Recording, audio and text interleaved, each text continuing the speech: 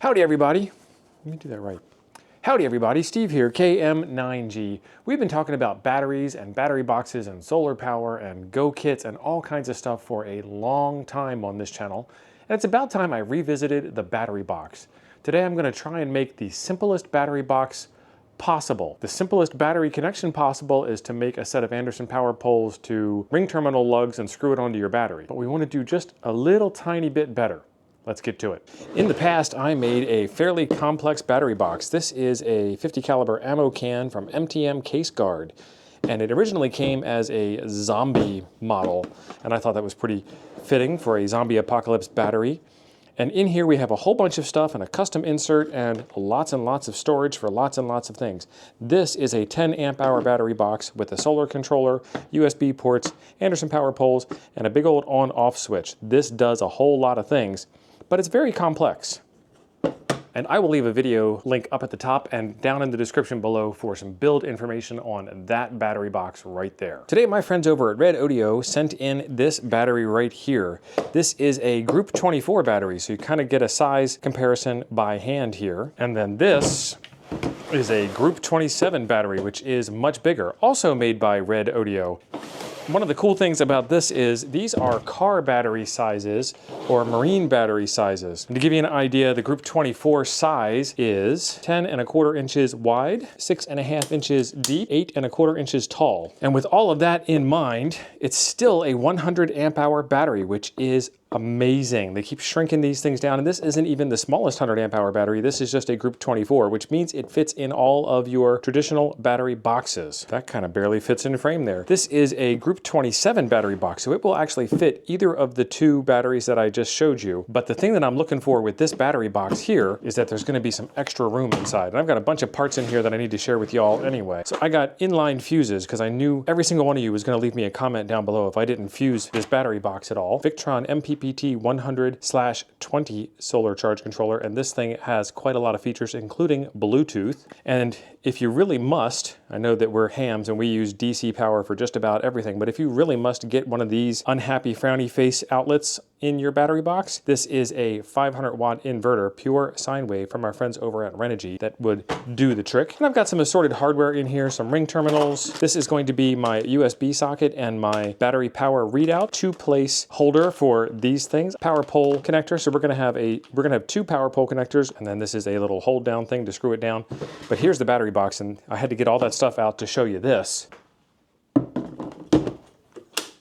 First off, I love those handles. That is fantastic. But now I've got all of this room over here to put all of this stuff in, and that's what we're gonna use to make this battery box work. In case you haven't been a follower of the channel for very long, why not? Subscribe, it's free. There's a button down below. I like to make boxes and go kits, and I like to pack things in that are gonna be really useful. A battery by itself is useful, but a battery with a whole bunch of wires and a charge controller and some Anderson power poles, that's the ticket. These are extremely modular devices. This is the USB charger and the battery panel readout device, and it has a little cover on it, and when you pop it open and you press the button, it will light up. It's not plugged in right now, so obviously it's not going to light up, but it will tell you the amount of voltage the battery is producing. It will give you PD output, and it will give you quick charging, and then it has this little cover. And one of the reasons I like this is because if that meter was on all the time, then it would be draining your battery. So that little push button will turn it on and off to get the job done. And they come with these little nuts on the back that you screw on, and that locks that down in place. It was the same price for the single as it was for the double, or close enough to not matter, so I went ahead and got the double. Extra power is always a good thing. But they didn't send it assembled, so now you've got to assemble it yourself. That's kind of hard. And then we have that same dust-proof cover, mildly waterproof cover, and it goes in the same way, where you have that little notch cut out at the top there. And then the USB charger comes with some spade connections. They are marked positive, which is the brass one,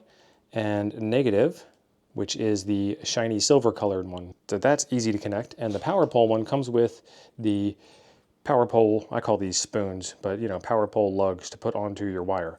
So we're gonna go ahead and get all of this stuff wired up. I have a video on making power pole connections like these right up here linked in the corner. So I won't have to do that all over again and bore you to death with those details. But if you don't know how to do it, check out that video. Next up, I want to show you this pack of fuses that we have, because they are a little bit special and make our lives a little bit easier. So every kind of fuse you could possibly want there. And then for you boys that only like to fuse the positive connection, this will get the job done for you. And my goal is to put these directly in and not have any extra wires coming out.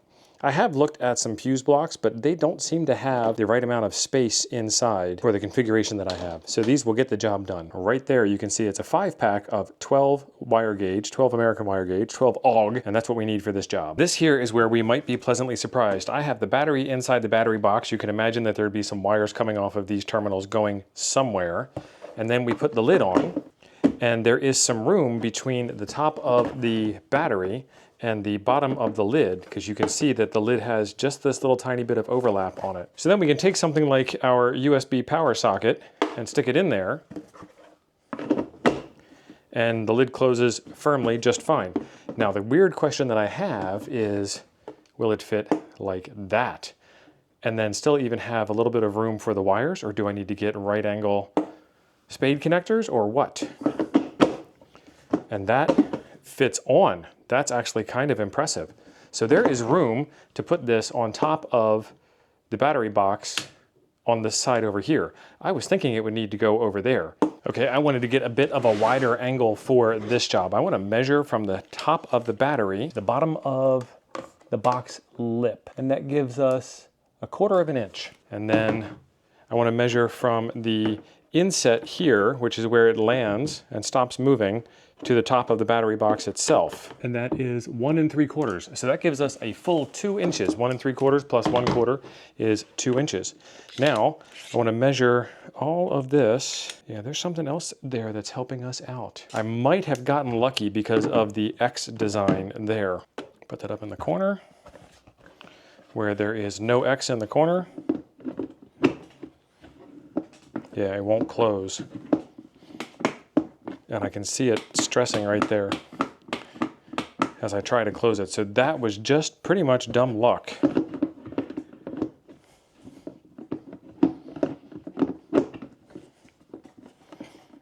Yeah, right now it's inside of that X right there. Dumb luck or pure genius? I planned this all along. I can go like that and put my battery connections and wires and stuff there.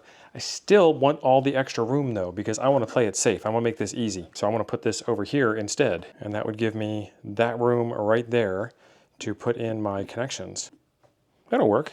One of the beautiful things about using these rings here is that they come with these extra mounting screw holes. I'm probably not going to use those.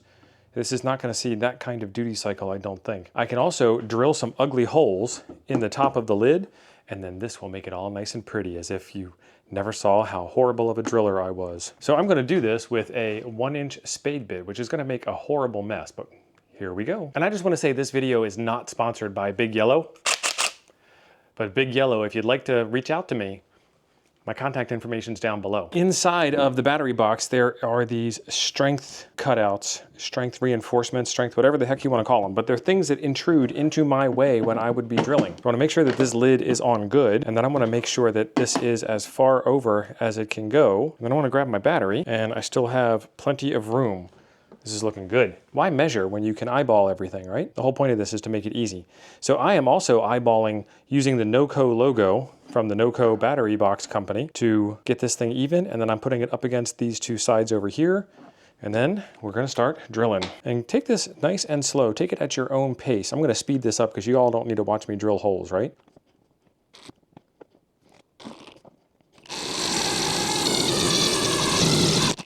Perfect. And yes, I'm using the impact driver for this because I was too lazy to switch out to the drill. But that did a fantastic job. And then that is just a hair too small, of course. I did this before, but I don't think I used the 1-inch bit. Ladies and gentlemen, we have a problem. My hole is too small. I need to make it bigger. Good thing I'm where all my tools are. I can get this fixed real quick. More power.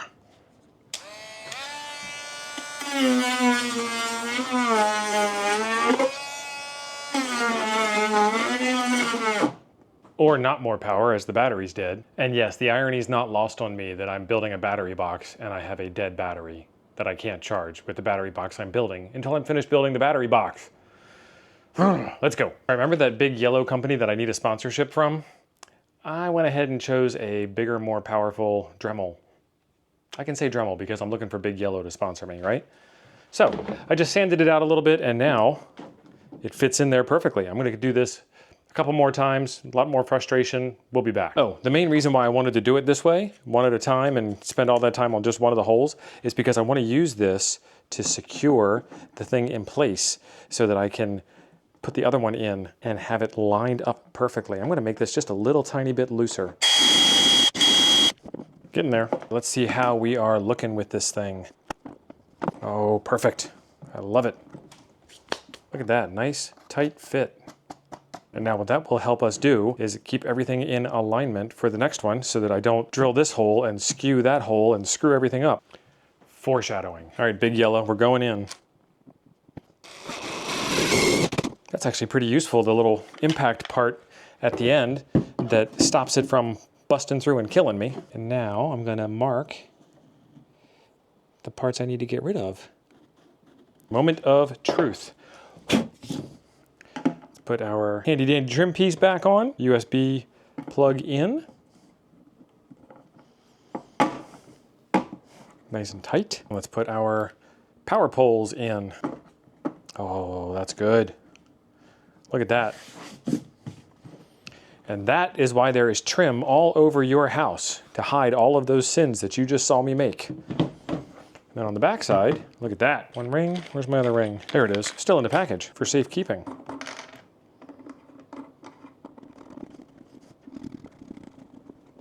All right, there you go. They are not going anywhere.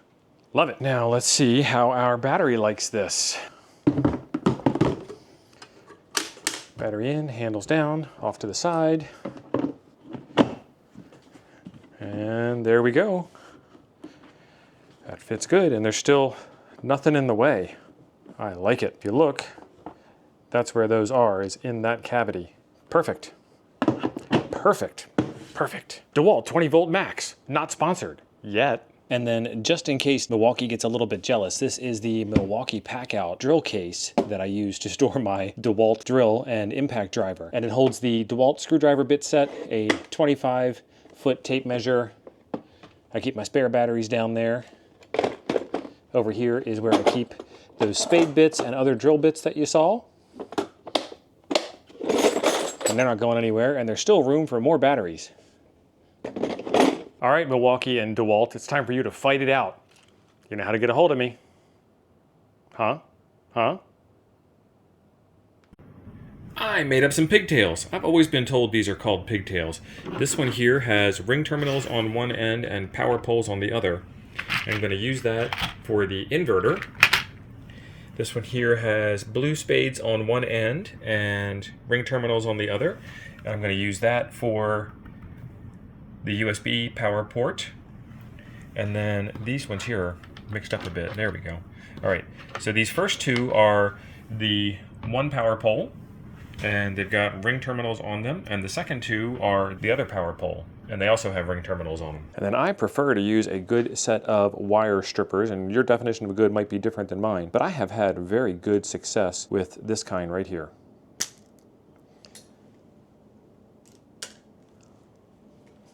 I feel like I'm at the range. Police your brass. And then for crimping wires, I really like to have a ratcheting set of crimpers, especially with these bigger yellow terminals.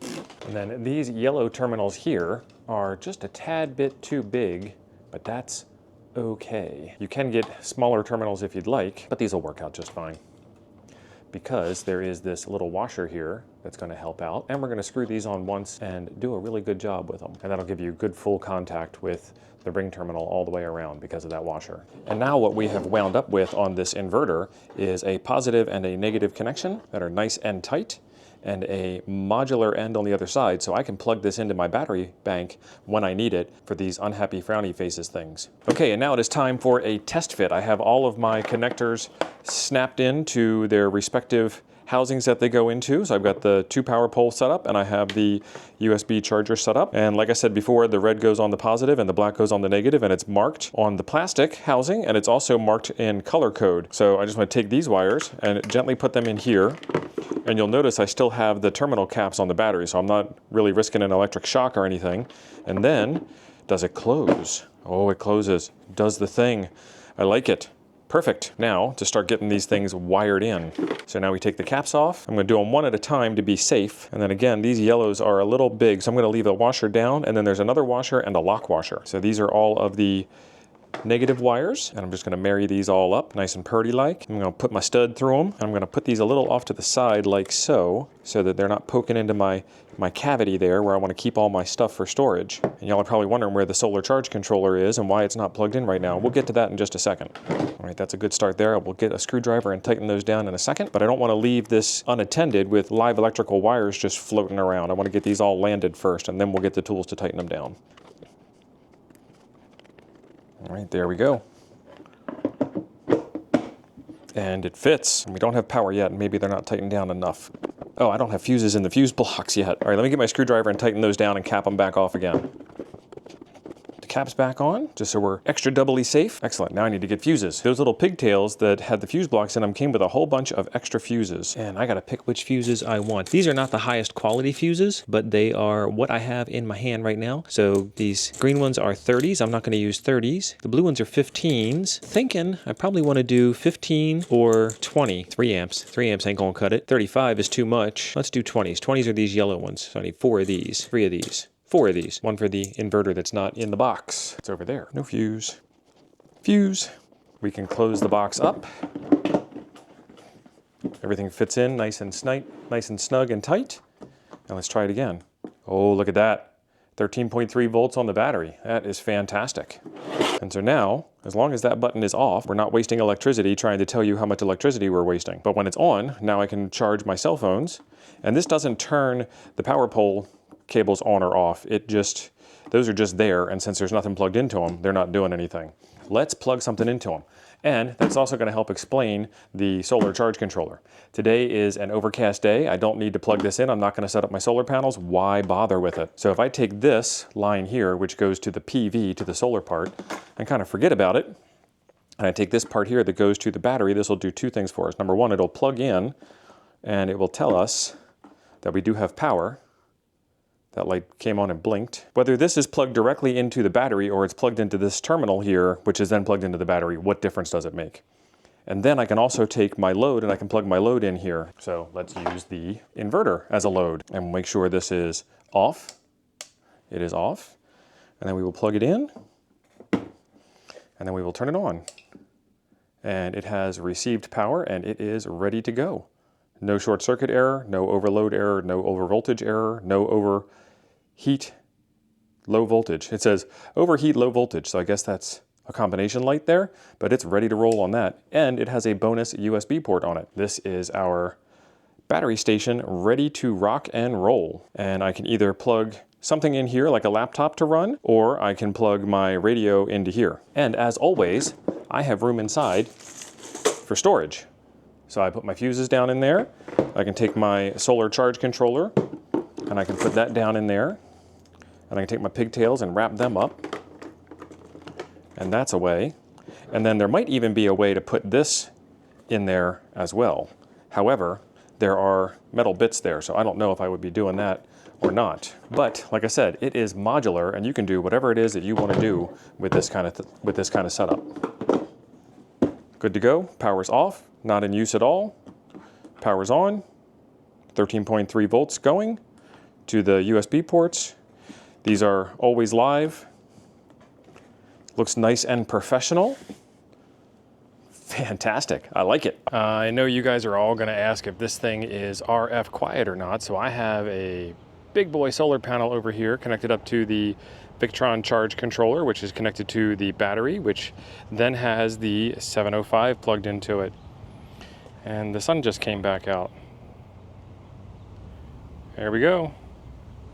Nothing. And there is 70 centimeters, and there's an S9 noise level there. Let's see what that's from. Just unplug the solar panel, plugging it back in. Charge controller is still doing its charge controller thing. Let's unplug that. Nope, that S9 is normal. And those are not one-handed friendly. Plug back in. Still an S9 noise level.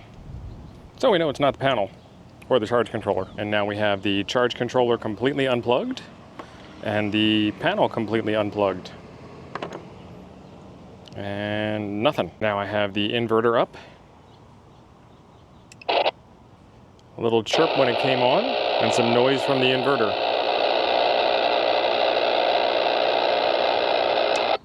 And the inverter's back off again.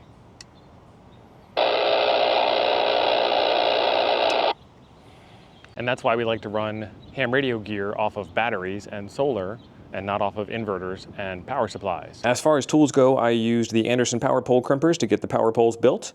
I used the regular ratcheting crimpers to get the ring terminals put on. I used a small pair of soft wire cutters to cut the wire. I used a nice wire stripper. This actually also has a wire cutter in it. And then I used my multi-tool, which I always use because it has the, I always use this. I use this on every single project, at least for one little tiny thing here or there, just because it's handy and you got it. But it had the Phillips head screwdriver, which would screw down the terminals on the battery. And then we have the NOCO Group 27 battery box. You can also use a Group 24 battery box, and this will work equally as well.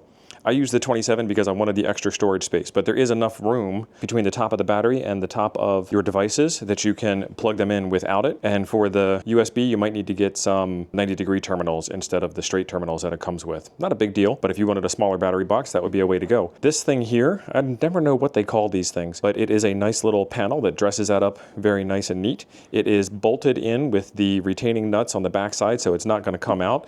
These guys here are a nice snug fit. You saw me build those out. And they look nice and professional, like you all didn't see but the mess I made with the drill bit and the Dremel and the sanding tool and all kinds of other stuff. A simple battery box build ready for your next ham excursion. Or leave it in the back of your car and always have power when you need it on the go to charge your cell phone. 100 amps of cell phone battery bank? I don't think you'll ever use that up. It's not a challenge. You don't have to prove me wrong on that. It's okay. As always, there are links in the description down below where you can get the stuff that I have displayed here for you and build along and modify to your own heart's content. This is just a little sample of some of the things I was thinking of when I wanted to put this together, but you could go anywhere. You could put lights on it. People like to do that. You could remove the inverter altogether and not have an inverter. You know, 120 volts AC. Miss me with that nonsense. There's a video right over here I think you might enjoy next. Thanks for being awesome. I'll see you over there.